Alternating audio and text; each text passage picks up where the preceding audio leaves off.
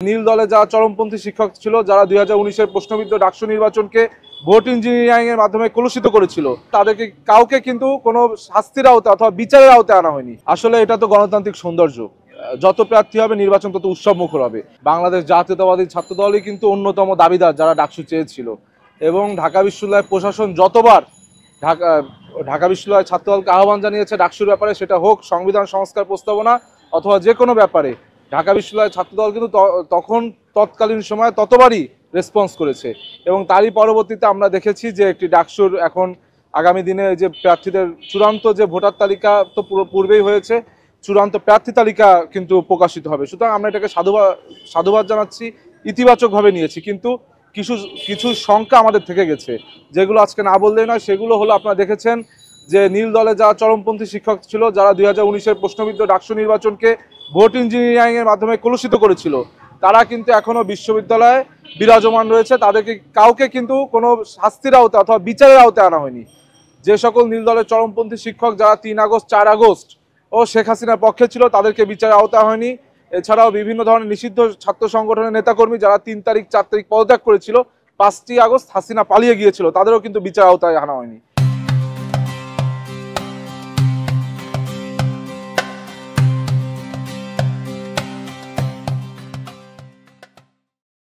এমনকি অনেক প্রশাসনিক কর্মকর্তা রয়েছে যারা 3 তারিখ শেখ হাসিনার পক্ষে এই ক্যাম্পাসে মিছিল করেছে, তাদেরও কিন্তু বিচার আওতা হয়নি। অর্থাৎ এই যে বিচারহীনতা সংস্কৃতি, এই বিচারহীনতা সংস্কৃতি একটি সুস্থ সুন্দর মডেল ডাকসু নির্বাচনের ক্ষেত্রে অন্তর হয়ে দাঁড়াবে বলে আমাদের মনে হচ্ছে।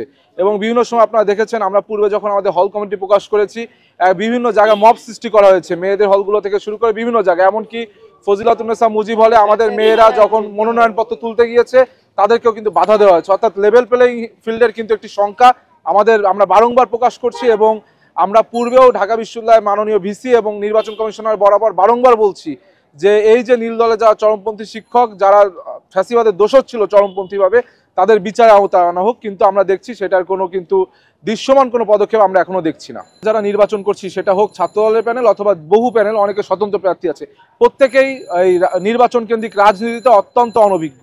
এটাই আমাদের জীবনে প্রথম নির্বাচন। সুতরাং বিশ্ববিদ্যালয় প্রশাসনের উচিত ছিল যে এটা এক ধরনের তাড়াহুড়া করে আনুষ্ঠানিকতা ডাকসু নির্বাচন না করে সবাইকে প্রথমে নির্বাচন আচরণবিধি সম্পর্কে সম্যক ধারণা দেওয়া। একটি সেশন তো তারা নিতেই পারতো যারা প্রার্থী রয়েছে, সেই ক্ষেত্রে তো প্রার্থীরা সহজেই কিন্তু আচরণবিধি ভাঙতে পারতো না। আমাদের প্রার্থীরা তো আচরণবিধি সম্পর্কে অনেকেই জানে না। সুতরাং বিশ্ববিদ্যালয় প্রশাসনের উচিত খুব দ্রুত সময়ের ভিতরে একটি সেশন নেওয়া, যারা প্রার্থী রয়েছে তাদেরকে, এমনকি ভোটারদের উদ্দেশ্যেও বিভিন্ন আপনার অনলাইন বা ডিজিটাল মাধ্যমে কিন্তু নির্বাচন কমিশন বিভিন্ন আচরণবিধি সম্পর্কে তথ্য প্রদান করতে পারে। না, প্রাথমিক তালিকা নিয়ে আমাদের কোনো সন্দেহ নেই। প্রাথমিক তালিকায় কিছু ভুল পাওয়া গিয়েছে, যেমন আমাদের প্যানেল সহ বিভিন্ন প্যানেলের প্রার্থীদের নাম কিন্তু আসছিল না, পরবর্তীতে তারা আপিল করলে সেটা ঠিক হয়ে গিয়েছে। আমরা তো বারংবার বলছি যে ছাত্রলীগের পুনর্বাসন কেন্দ্র যেন ডাকসু নির্বাচন না হয়। এমন একজন ব্যক্তির নাম বললেন জুলিয়াস সিজার, যিনি 19-এর প্রশ্নবিদ্ধ ডাকসুতে ছাত্রলীগের পক্ষে স্বতন্ত্র প্রার্থীদের উপর ডিম হামলা করেছিল এবং বহু ধরনের হামলা মামলার সাথে জড়িত। আজকে আমরা দেখছি তারাই ডাকসুতে নিজেদেরকে স্বচ্ছ প্রার্থী হিসেবে প্রার্থিতার দাবি করছে। আমরা কিন্তু যেদিন উনি মনোনয়নপত্র সংগ্রহ করেছে, সেদিনই আমাদের শিক্ষার্থীরা প্রতিবাদ জানিয়েছিল।